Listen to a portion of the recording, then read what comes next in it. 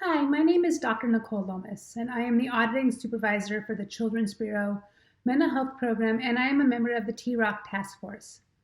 TIROC is Children's Bureau's commitment to the transformative and impactful process of becoming a trauma-informed organization. While TIROC is not a reaction to COVID-19, when from home became a necessity, it was critical to consider the professional and personal impact on staff from a trauma-informed lens. COVID-19 is a global traumatic event. We are all impacted. We have all experienced a significant disruption in our day-to-day work and personal lives. Creating a trauma-informed culture of workplace compassion and human connection has proven essential during this extended time of uncertainty and instability. Over the last year, the mental health program has worked to incorporate trauma-informed, compassionate connection into our interactions and activities. While each site is unique, the strategies they each use center around the common themes of building a safe, trusting, and cohesive environment for all staff. To provide consistency and stability, we have implemented humane scheduling with established meeting times and, when possible, securing Friday as a non-meeting day. Additionally, weekly team and department meetings are used as an opportunity for staff and supervisors to connect and engage in thoughtful and compassionate ways. During weekly meetings, space is made for individuals to check in so that we're hearing what is most immediately on the minds of our colleagues. Team building or icebreaker activities are often built into the meeting agenda to increase trust, teamwork, compassion, empathy, and so that people can connect before moving directly into the content of the meeting. Meetings also include time for authentic and uncomfortable discussions, providing space for team members to express joys, anger, sadness, and frustration. Meetings include honest discussions about the barriers to achieving goals and the realities of stress and burnout. It is critical that there is space for staff to communicate the challenges they are experiencing. Sharing is further humanized by authentic disclosures from supervisors and managers. These discussions allow us to acknowledge the unique and challenging circumstances that we are all working under. Discussions are also solution-focused and encourage group sharing of how individual team members address obstacles and manage personal stress. Team meetings also include identifying individual and team strengths, acknowledging personal milestones and celebrations, and recognition of the valuable contribution we each make. Meetings include discussions and reminders of the value of self-care. Some teams integrate self-care into the meeting by including an empowering or motivational song or video, some meditation, or group deep breathing. All of these activities and non-judgmental heart-to-heart conversations have led to more empathy, respect, teamwork and collaboration, care, and they support authenticity and openness among coworkers.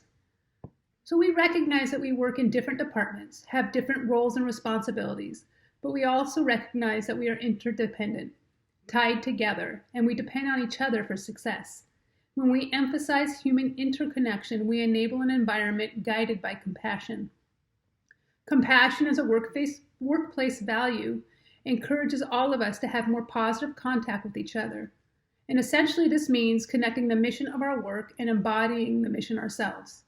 And we then can truly live Children's Bureau's vision and mission in all of our interactions. Hello everyone! My name is Genesis Rosa, and I am the Innovations to Community Resilience Community Promoter. And I'm here today to talk to you about Pause for Prevention. What is Pause for Prevention, you may be questioning?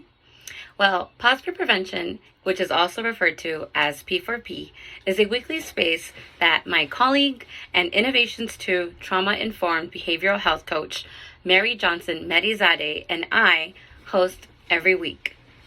Prior to being impacted by the pandemic, we as a team would come together and share all of our learnings during our monthly prevention department all-staff meetings from the various trainings and workshops we have had an opportunity to partake in, all through Innovations 2.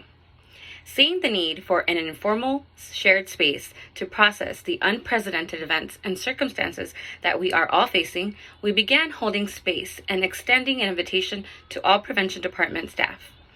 Every Friday, starting at 11 o'clock a.m., for a period of 30 minutes or so, we continuously hope to create a safe space for us all to strengthen the connection, and firstly within ourselves, by bringing attention and awareness to not only our emotions, but also to our bodily sensations, as well as with one another, all while promoting practical social emotional wellness skills and strategies that are further enhancing our resiliency individually and also as a collective and cohesive team.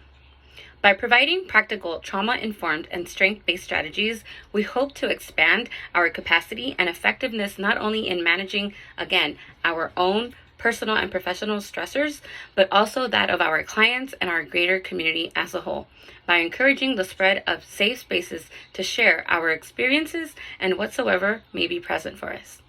Looking forward to seeing and sharing space with you at the next Pause for Prevention. Thank you. Hi there, Gail, Chief Financial Officer for Children's Bureau, and I'm here as a non-clinical member of the trauma-informed work group that's been meeting for the better part of the year. Here to talk about why it's important, even as a non-clinical person at Children's Bureau, that we all understand the common language and impact of trauma in our lives. Because let's face it, whether you're clinical or non-clinical, each of us has experienced trauma in different ways throughout our lifetime. And Lord knows for the last year, as we've been through this pandemic together, the social unrest together, Black Lives Matter, political climate, the insurrection at the Capitol, all of this is pretty traumatic. So understanding the physical, mental, emotional impact of trauma is hugely important. And then how do we approach each other in our own daily interactions in a trauma-informed way?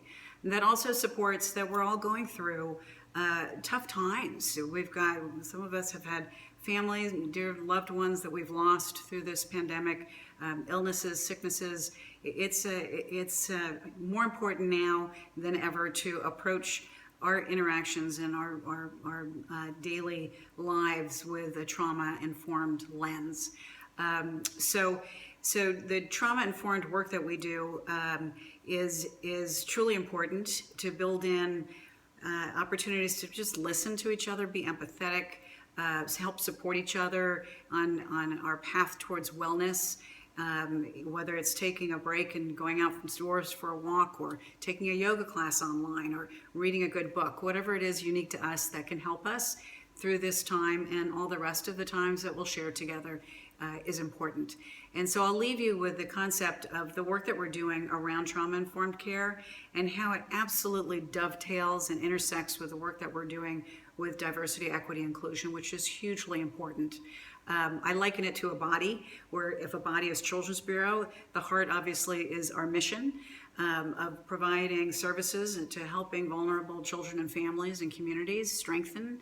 And if we do that through the lens, the mind, which is a trauma-informed care approach of really listening and understanding and helping folks to be the strongest that they can be, the most well that they can be, then we also, permeating throughout all of our body is the oxygen in the blood that keeps us alive. And that's our work around diversity, equity, and inclusion, because we need to celebrate our differences, our strengths. We each bring strengths to the table. And if we can do our work successfully around diversity, equity, and inclusion, where we can have a sense of belonging to Children's Bureau and identity, and being able to present our authentic selves to each other, and strength-based and trauma-informed approaches to those interactions, we will truly be an incredibly strong organization. So I'm so proud to be on this journey with all of us as we go through this together and support each other. Thank you. At Children's Bureau, we understand that hiring a workforce that embodies and embraces a trauma-informed approach is key to sustaining a trauma-informed work environment. We use the following techniques to identify new employees who align with trauma-informed values and approaches to care. We include interviewers from a variety of cultural and racial backgrounds, as well as different levels within the organization in the interview process. We believe that a more collaborative hiring process will not only yield multiple perspectives on the same candidate, but also allow employees from all levels have a greater voice in organizational decision making. At Children's Bureau, all employee opinions and perspectives are valued. We incorporate behavioral interview strategies to look for characteristics such as empathy and a tendency towards non-judgment. Behavioral interviewing includes asking job candidates about how they've handled previous scenarios to better understand how they may behave in future similar scenarios. These characteristics indicate a candidate is more likely to embody trauma-informed principles. We ask potential new hires about their knowledge around trauma and ACEs and whether or not they've had any prior training in trauma-informed care.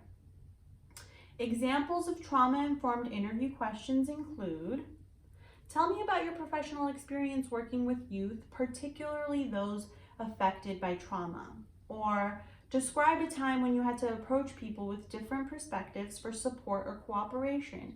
How did you approach them? What were the results? These questions help assess whether a candidate is knowledgeable about the impact of trauma on health, the importance of trauma-informed approaches for resilience-oriented communities, and whether or not they may be a good fit for our organization. By reframing interview questions with a trauma-informed lens, Children's Bureau attracts job candidates that share our organizational trauma-informed values and mission. These values are also reinforced by incorporating trauma-informed trainings for all of our hiring managers.